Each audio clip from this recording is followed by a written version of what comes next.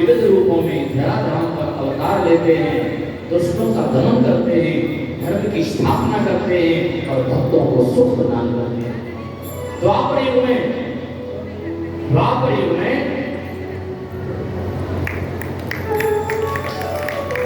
मथुरा में भगवान का अवतार हो गया। कंस के अत्याचार से दुखी होकर के सभी देवता एवं जय हो विंध्यवासिनी माता की।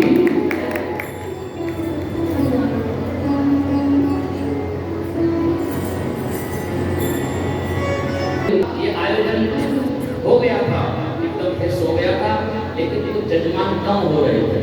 कुछ जजमान ऐसे थे, हाँ कहने के बाद मुकर रहे थे, हाँ कह दिया कि हम चलेंगे, बाद में मना कर दिया। अब बताओ, बस हो गई थी, बयाना दे दिया, इसका बयाना दे गए थे दोनों लोग, तिवारी जी और श्याम सिंह। अब भाई घबराहट में दोनों डर गए, बोले बताओ जजमान नहीं जाएंगे तो फिर इसका पैसा कैसे देंगे, कैसे बताओ। बिना राधा रानी की आज्ञा, उनकी कृपा से ब्रज में कोई रह नहीं सकता।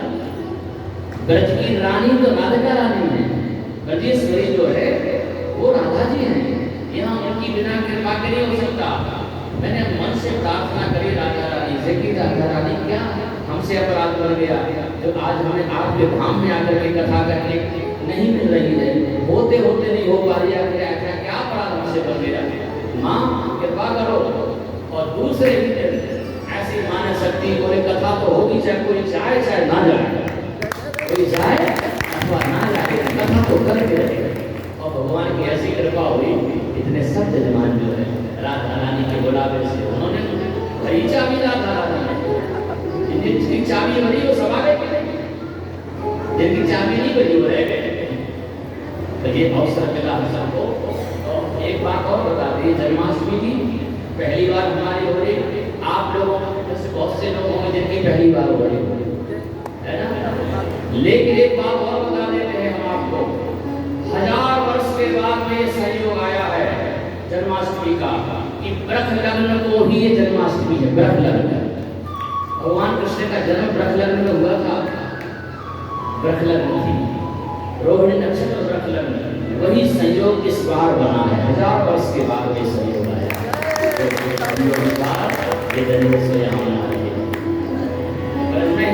हम लोग मथुरा में हैं और आकाशवाणी हो गई है, इसलिए देवता जितने देवता हैं ब्रज में आ गए हैं और यहाँ जन्म ले लिए हैं। कोई ग्वाल बाग, कोई गोपियाँ बन करके आए हैं और कोई मयूर मोर बन गए, कोई पपीहा बन गए, कोई झाड़ियाँ बन गई।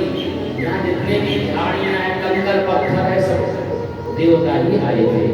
भगवान की आज्ञा थी इसलिए सब आ गए थे। कंस का अत्याचार दिन प्रतिदिन बढ़ता जा रहा था। कुछ लोगों ने कहा, महाराज आप इतना अत्याचार कर रहे हैं, अति का अंत होता है।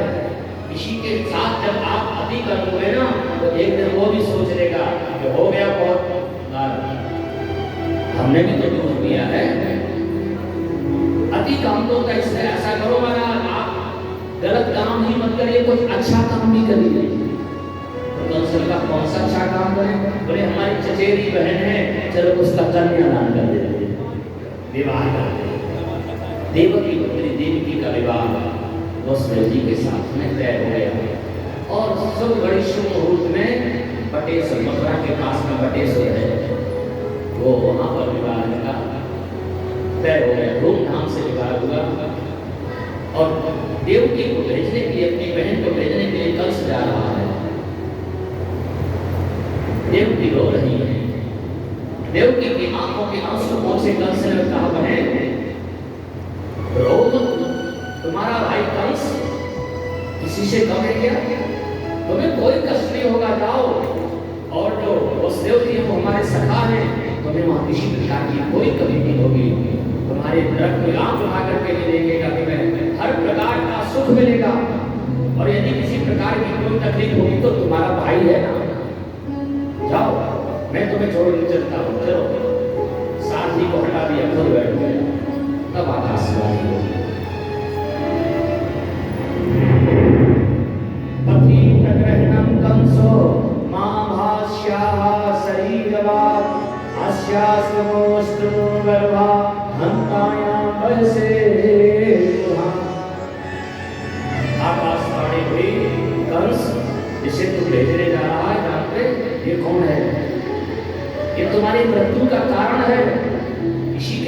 से जो पुत्र जन्म लेगा उसी से तेरी मृत्यु होनी है।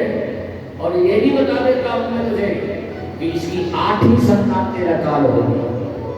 अस्यास्तमो अस्मो गर्भा हंतायाम वैसे बस सिर करके कंस आग बबूला हो गया, मरता क्या नहीं करता। अभी तो तेरे प्यार से भेजने जा रहा बहन को, तो बाल पकड़े, चोटी पकड़ी थी उनकी की नीचे उतारा और कहा अच्छा मैं मरूंगा, कंस मरेगा, कंस कभी मरेगा नहीं, मैं अमर हूं, मुझे कोई नहीं मार सकता। तुम्हारे घर से जो बालक जन्म देगा वो मारेगा, हम तुमको खत्म कर देते, तलवार लेकर के मारने लगा। बस जल्दी ने हाथ पकड़ लिया, समझाया, कहा देखो तुम्हें 8वीं का डर है, मैं वचन देता हूँ प्रत्येक पुत्र हम आपको देते जाएंगे, आपको जो करना करिए। कंस जानता था कि ये शब्दवादी झूठ नहीं बोलते, कभी जो कहते हो करते हैं। सो छोड़ दिया देव को, मारा नहीं, नजर रखी जाती। 1 वर्ष के बाद में एक पुत्र होगा, कीर्तिमान नाम का, वो पुत्र वसुदेव जी ले गए। वो भी एक जमाना था, कितनी ईमानदारी थी, ले गए लोग। कंस ने लिया, देखा बड़ा प्यारा सा भांजा, बहन इसको क्या हमारे विषय में नहीं कर, हमें तो डर है, आगे छोड़ दे, ले जाओ जीजा जी, ले जाओ इसको, इससे डरने की 8 महीना लेकर के वसुदेव जी ले इधर नारद जी आए, नारायण नारायण नारायण। कंस ने खड़े होकर विवाद किया, बिठाया, महाराज बड़ी कृपा करी और सब कुछ सुंदर। नारद जी ने कहा आप सुनाइए, सब ठीक ठाक है ना, कोई टेंशन तो नहीं है? खुश है ना? बोले टेंशन तो है थोड़ा थोड़ा, हमें 8वीं की बारी है, कब आएगा 8वां? अभी पहला तो हो गया है, अभी आया था उसको मैंने छोड़ दिया। तब नारद जी ने कंस को ऐसा उल्टा पाठ पढ़ाया, ऐसी बुद्धि भ्रमित कर दी कि कंस चकरा गया। 8 लाइन बनाई जमीन पर, ऐसे 8 लाइन। अब पूछा कंस से, बताओ 8वीं लाइन कौन सी है इसमें, बताओ कौन सी 8वीं है? इधर से 8 लाइन खींच ली, इसमें से 8वीं कौन सी? कंस ने गिनती करी, इधर 1 2 3 4 5 6 7 8। बोले कौन सी 8? बोले ये। अच्छा ये है ना, अब जरा इधर से गिनती करना।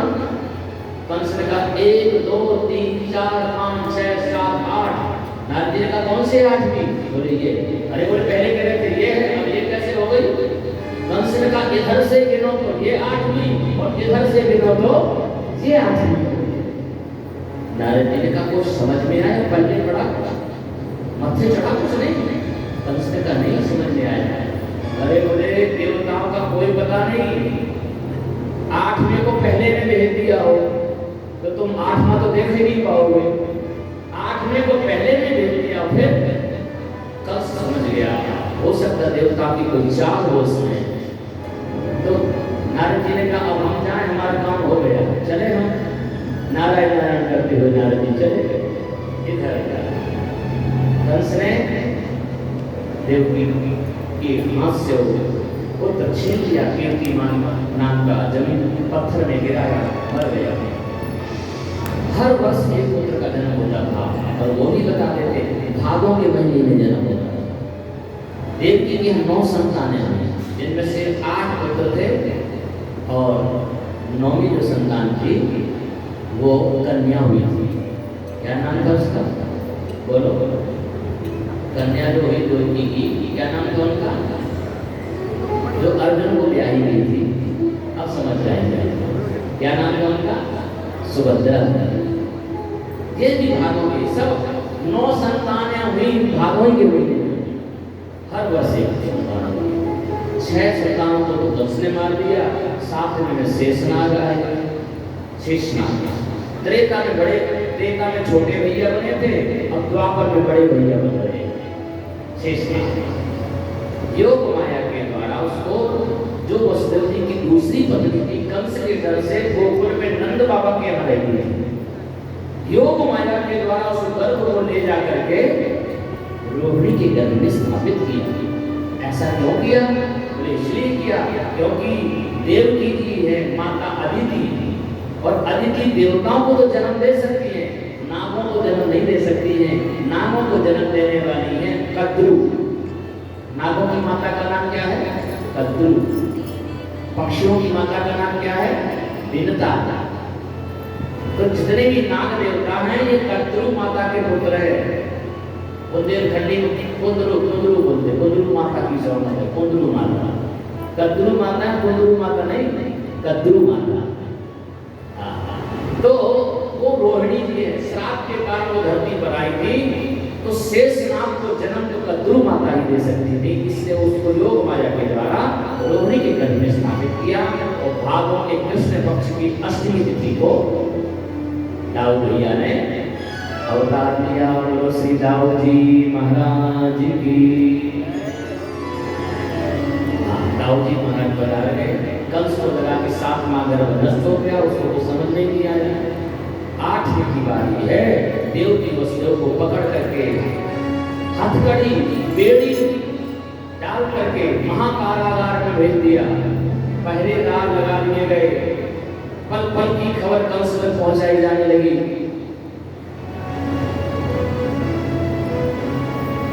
अब भगवान बैकुंठ से चले हैं अवतार लेने के लिए। योग माया को कहा, योग माया हाथ जोड़ के खड़ी हो गई। सरकार आदेश, बोले जाओ यशोदा की कन्या के रूप में जन्म ले लो। हम तो आपकी आज्ञा का पालन करेंगे ही, लेकिन हम आपसे जानना चाहते हैं कि हमें गोकुल क्यों भेज रहे हैं? आप जा रहे मथुरा और हमें गोकुल भेज रहे हैं, इसमें क्या रहस्य है? अरे बोले बात तो सब पता चल जाएगा, पहले पहुंचो तो वहां। बोले नहीं, बताओ पहले वहां हमें क्यों भेज रहे? आप जा रहे मथुरा और हमें भेज रहे गोकुल। बोले आप गोकुल जाओगी, नंद बाबा के यहाँ कन्या के रूप में प्रकट हो जाओगी, तुम्हें वसुदेव जी ले जाएंगे, हमारे पिताजी वसुदेव जी ले जाएंगे, कंस के हाथों तुम मरोगी। योग माया हंसने लगी, आप मरने के लिए ले जा रहे हैं, हमें कंस के द्वारा मरवाओगे और आप बढ़िया माखन मिश्री खाओगे। भगवान मुस्कुराए, कहा योग माया से, हे योग माया तुम मेरी योग माया हो, कोई साधारण स्त्री नहीं हो। तुम्हें आज तक धरती पर कोई पैदा नहीं हुआ जो मार सके मेरी आज्ञा के बिना। तुम्हें कोई मार सकता, माया को कोई मार सकता, योग माया को कंस मार पाएगा तुम्हें? हाँ देखो, यदि तुम वहां जन्म लेती हो तो तुम मेरी बहन कहलाओगी, मेरी बहन कहलाओगी, मेरी छोटी बहन कहलाओगी। और मृत्यु लोक में तुम्हारी सर्वत्र पूजा होगी, तुम्हारा नाम विंध्यवासिनी होगा, अष्टभुजी दुर्गा। 8 भुजाएं होंगी तुम्हारी और पूरा जगत तुम्हें विंध्यवासिनी के नाम से जानेगा, तुम्हारी पूजा होगी। योग माया हंसने लगी, बोली प्रभु हम तो आपकी चेली हैं, आपकी दासी हैं, आप जैसा आदेश करेंगे हम वैसा करेंगे। तत्काल योग माया गोकुल के लिए प्रस्थान कर गई। भगवान जाने लगे, लक्ष्मी जी ने हाथ पकड़ लिया, वाह अकेले अकेले हम यहाँ छोड़ के किसके भरोसे जा रहे, हमें ले चलो, हम नहीं चलेंगे। भगवान ने कहा नहीं, वहाँ जरूरत नहीं है तुम्हारी। अरे बोले ऐसे कैसे, हम तो चलेंगे। बोले नहीं वहाँ मत चलो। तो कहाँ चले? बोले तुम पहुँचो वहाँ महाराष्ट्र में, विदर्भ प्रदेश में कुंडलपुर नाम का जो नगर है, वहाँ भीष्मक नाम के राजा हैं, वहाँ तुम कन्या के रूप में जन्म ले लो। अरे वहाँ काहे भेज रहे हैं इतनी दूर? आप इधर रह रहे हो ब्रज में और हमें उतनी दूर भेज रहे हो, बाद में बुला लोगे कि नहीं? अरे बोले चिंता मत करो, विवाह तो तुमसे ही होगा हमारा, वहाँ तो मैं लीलाएं करना, बाकी आकर के तुमसे ही हमारा प्रमाणीकरण संस्कार होगा। लक्ष्मी ने कहा ठीक है प्रभु। तो लक्ष्मी उधर चल पड़ी और भगवान इधर मथुरा में कंस के कारागृह में देवकी के उधर में आए। और देखिए जब भगवान आए धराधाम पर तो सबसे पहले तो वो सदैव जी का जो तेज था, उनके चेहरे का, उनके शरीर का जो तेज था, ऐसा लगता था करोड़ों करोड़ों सूर्य के समान था। और वही तेज जब माता देवकी की गर्भ में स्थापित हुआ, देवकी को कोई देख नहीं सकता था, इतना तेजस्वी चेहरा था देवकी का। अनगिनत सूर्य का प्रकाश जैसे मानो निकल रहा है। क्यों? इसलिए क्योंकि जिसमें सारा जगत निवास करता है, जो जगत निवास है जिसमें सारा जगत वास करता है, वही परमात्मा आज देवकी के गर्भ में वास कर रहा है, देवकी के उदर में पहुंच गया है। इसलिए देवताओं ने स्तुति प्रार्थना करी आकर के, सत्य प्रथम सत्य परम त्रिसत्यम सत्यस्य योनिं निहितं च सत्ये सत्यस्य सत्योगत सत्य नेत्रम सत्यात्मकं त्वां शरणं प्रपन्नामि। ये देवताओं के द्वारा 9 बार सत्य सत्य कह करके उन्होंने प्रार्थना करी और कहा, हे प्रभु, आपने वचन दिया था कि हम अवतार लेंगे, तो इस समय आ गया, आप पधार देवता चले गए। सावन का महीना निकल गया, भादों का महीना शुरू हुआ, देवकी का 9वां महीना। अब जन्म जैसे जैसे समय नजदीक आता जा रहा है, पूरी धरती पर प्रकृति मानो सरकार के आने का स्वागत की तैयारियां कर रही है। शीतल मंद सुगंध समीर प्रवाहित होने लगी। जिन वृक्षों में फल नहीं था, उसमें अचानक फल आ गए। साधु संत महात्माओं के खबर कुंड की जो अग्नि थी, जो शांत हो चुकी थी, अपने आप प्रज्वलित हो गई। वृक्षों में फलदार वृक्षों में इतने फल लग गए कि वो जुड़ गए, जमीन में जुड़ गए। ऐसा सुंदर वातावरण, ऐसा लग रहा है जैसे प्रकृति माता ने अपना आंचल फैला दिया हो अपने स्वामी के आगमन में। भादों का महीना है और कृष्ण पक्ष की अष्टमी तिथि है। रात्रि के जब 12 बजे हैं, उस समय सब सो गए। योग माया ने नंद बाबा के यहाँ जन्म दे दिया, प्रकट हो गए। यहाँ भगवान प्रकट हुए, सब सोए हुए, कोई नहीं जाग रहा, सब सोए हुए। पहरेदार भी सो गए, ताले टूट गए, हथकड़ी बेड़ी अपने आप टूट करके गिर गई, क्योंकि जहाँ ब्रह्म आता है, जहाँ ईश्वर आता है, वहाँ बंधन नहीं होता, वो तो बंधन मुक्त हो जाता है, बंधन कट गए। और देखते ही देखते कंस के कारागृह में जो काल कोठरी थी, उसमें इतना प्रकाश हुआ, इतना प्रकाश हुआ, जिधर से प्रकाश हुआ, उसी प्रकाश में से एक प्रकाशमान पुरुष जो कि 4 भुजाएं हैं जिनकी, सुखदेव जी महाराज वर्णन कर रहे छवि का। शतुर्भुजं तमद्भुतं बालकं अम्बुजेक्षणं, ऐसा बालक आज तक कभी किसी के यहाँ नहीं हुआ। अद्भुत बालक है, इसलिए कह रहे तमद्भुतं बालकं अम्बुजेक्षणं चतुर्भुजं शंख गदायुधायुधं। 6 हाथ का शरीर है, 7 स्वरूप है, 4 भुजाएं हैं, शंख चक्र गदा पद्म है, पीतांबर धारण किए हैं, वनमाला धारण किए हैं, सुंदर किरीट मुकुट धारण किए हुए हैं। ऐसे प्रभु को देख करके वसुदेव जी ने कहा, हे प्रभु, आप कौन हैं? देवकी ने कहा, आप कौन हैं? भगवान ने कहा, पहचानो, मैं तुम्हारा पुत्र हूं। देवकी ने कहा, सरकार, आप तो कहीं से भी हमारे पुत्र नहीं लग रहे हो, आपने कैसे हमारा पुत्र कह दिया? आपने कैसे हमारे पुत्र हैं आप? बताओ, किसी के यहाँ 6 हाथ का पुत्र होता है क्या? इतने बड़े आप हैं, हमारे पुत्र कैसे हो सकते हैं? हमें तो ऐसा लगता है कि जैसे आप हमारे बाप हो, पिता जैसे लग रहे आपको।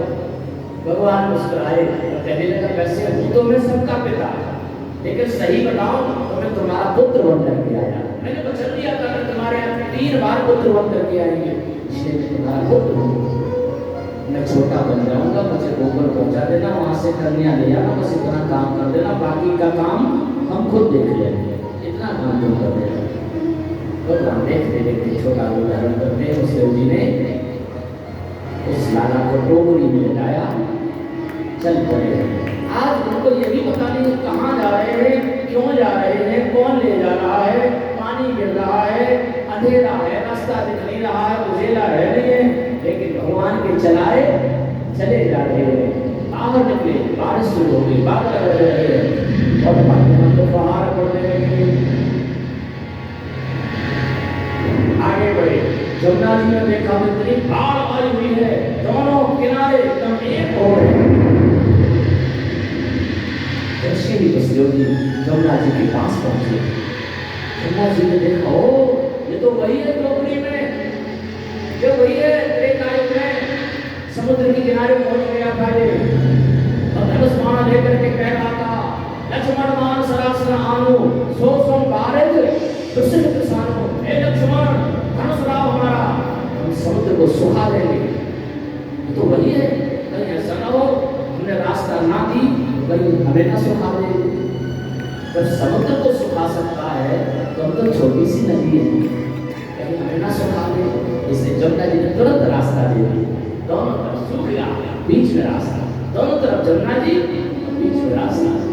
वसुदेव जी चले जा रहे हैं, तुरंत उसी समय जमुना जी ने ठाकुर जी के चरण पकड़ लिए। भगवान ने भी इशारा किया, चिंता मत करो, बाद में मिलेंगे, बाद में मिलेंगे, तुम्हें अपनी हम पटरानी बनाएंगे, तब तक साधना करना।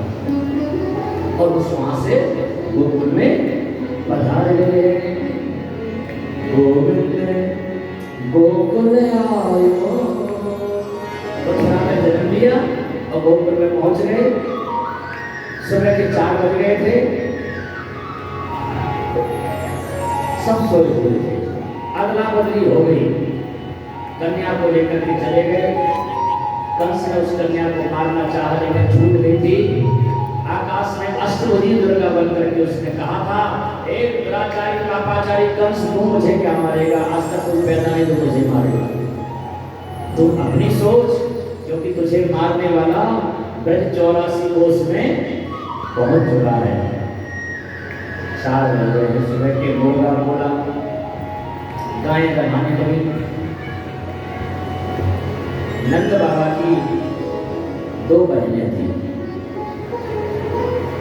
और कौन सी थी 2 बहन?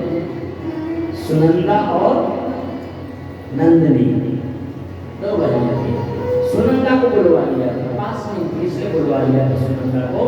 भाभी को प्रसव होना है, इसलिए दीदी आ गई है भाभी की सेवा करने के लिए, क्योंकि सारे नए लोग तो बहन जी को करना है, और जो भी है बहनों को आशा होती है भैया कि हम कुछ उत्सव हो, तो उनको आशा होती है कि हम जाएंगे, सबसे पहले गोबर से लिपाई करेंगे, नए मांगेंगे लाओ नए, इसके बाद हम खबर के लिए आदि लाएंगे, नए मिलाओ, गांठ जोड़ेंगे भैया भाभी की, नए मिलाओ, पूजा पाठ करके जब भीतर जाने लगे दरवाजा छेंक लेंगे, नए मिलाओ।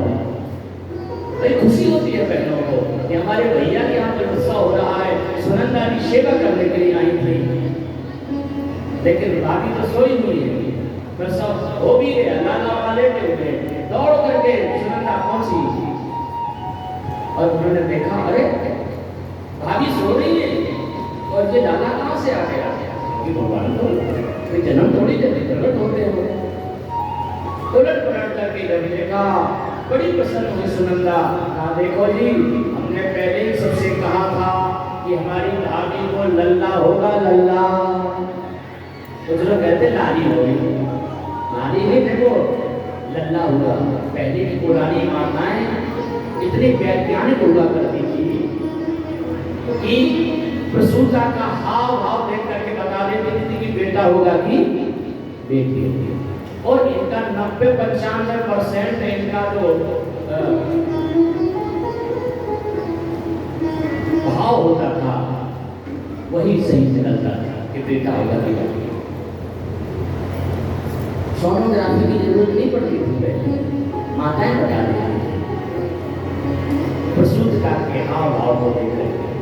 और उसने जैसे देखा कि लाला हुआ है, अपने भैया को सूचना देने के लिए दौड़ पड़ी और कहने लगी,